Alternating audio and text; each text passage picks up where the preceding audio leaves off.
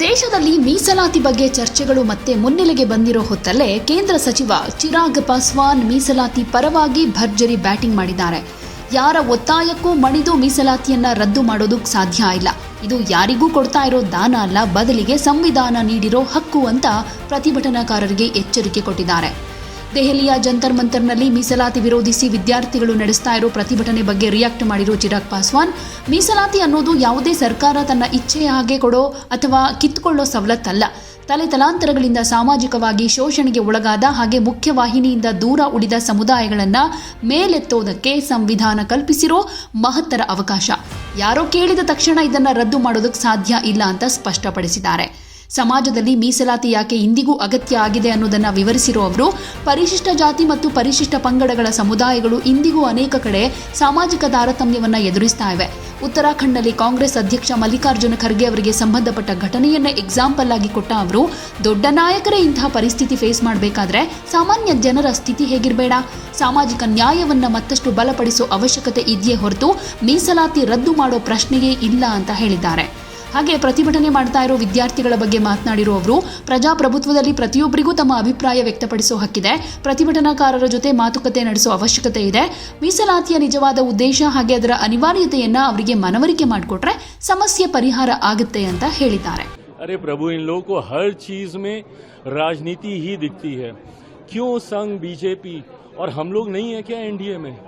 और ये आरक्षण किसी के कहने से समाप्त होने वाली चीज है क्या? संवैधानिक अधिकार है ये. आरक्षण किसी को दी हुई खैरात नहीं है, ये संवैधानिक अधिकार है और दुनिया की कोई ताकत आरक्षण को कतई समाप्त नहीं कर सकती है. और जो लोग इसको समाप्त करने की सोच रखते हैं, कभी समीक्षा के माध्यम से, कभी सुधार के माध्यम से, उनको संभवतः ये पता ही नहीं है कि आरक्षण क्यों जरूरी है. आप जब शेड्यूल ट्राइब्स की आप बात करते हैं, बहुत आसानी से कह देते हैं कि भाई इन लोगों को क्यों आरक्षण के साथ जोड़ा जाए.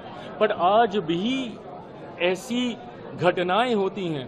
खड़गे साहब के साथ क्या हुआ था? उस मंच पे गए थे, उस मंच का शुद्धिकरण किया गया ना. आज भी एक दलित युवक को घोड़ी पे चढ़ने से रोका जाता है, एक दलित लड़के को बारात निकालने से रोका जाता है. बड़े बड़े नेता जब मंदिर जाते हैं तो मंदिर को गंगा जल से धुलवाया जाता है. तो ये भेदभाव तो आज भी हो रहा है ना. और ये वही अनुसूचित जाति है जो छुआछूत का शिकार रही है. भारत के संविधान में जब आप शेड्यूल कास्ट को देखते हैं, ये ऐसी कास्ट है जिनको शेड्यूल किया गया है, जिनका आधार छुआछूत था, जिसकी वजह से इनको गांव से बाहर रखा जाता था. इनको छूना तो दूर की बात है, देखना तब पाप माना जाता था. ऐसे में मुख्य धारा के साथ जोड़ने के लिए, और क्या हम लोग उस लक्ष्य को पूरा कर पाए? नहीं कर पाए ना. आज भी ये भेदभाव होता है. तभी जब मैं क्रीमी लेयर का भी मैं विरोध करता हूं, मैं इसीलिए करता हूं कि आज कम से कम हम लोग एकजुट हैं तो अपनी बात रख पा रहे हैं. बट जैसे ही इसमें सब क्लासिफिकेशन होने लग जाएगा, जैसे ही इसमें क्रीमी लेयर की बात हम लोग करने लग जाएंगे, तो ताकत हम लोग की घटने लग जाएगी. और जैसे ही ताकत घटेगी तो धीरे धीरे करके संभवतः ऐसी सोच वाले लोग जो आरक्षण को समाप्त करना चाहते हैं, उनको ज्यादा बल मिलेगा. आज की तारीख में शेड्यूल कास्ट हो, शेड्यूल ट्राइब, अब शेड्यूल ट्राइब में यही सारी जातियां हैं जिनकी वेशभूषा अलग रही, जिनका रहन सहन बोलचाल, ऐसे ट्राइब्स को शेड्यूल किया गया.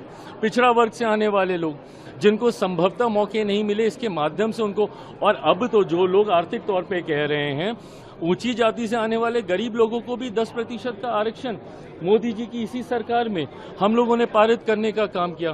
तो जो लोग ये सोच रखते हैं कि आरक्षण पे चर्चा होनी चाहिए, सुधार होना चाहिए, समीक्षा होनी चाहिए, बाबा साहेब की सोच से बनी हुई ये व्यवस्था है और दुनिया की कोई ताकत इसको, और मैं जब तक हूं, मैं इतना तो मैं पूरे गारंटी के साथ कह सकता हूं कि जिस सरकार में चिराग पासवान है, रामविलास पासवान जी का बेटा हूं, कतई इस व्यवस्था. ಯಾವುದೇ ಸುದ್ದಿಯ ಅಪ್ಡೇಟ್ ಅನ್ನ ಮಿಸ್ ಮಾಡ್ಕೊಳ್ಬಾರ್ದು ಅಂದ್ರೆ ಈಗಲೇ ಒನ್ ಇಂಡಿಯಾವನ್ನ ಸಬ್ಸ್ಕ್ರೈಬ್ ಮಾಡಿ. ನಿಮಗೆ ಬೇಕಾದ ಭಾಷೆಯಲ್ಲಿ ಎಲ್ಲಾ ಸುದ್ದಿ ತಿಳಿಬೇಕು ಅಂದ್ರೆ ಒನ್ ಇಂಡಿಯಾ ಆಪ್ ಅನ್ನ ಡೌನ್ಲೋಡ್ ಮಾಡ್ಕೊಳ್ಳಿ.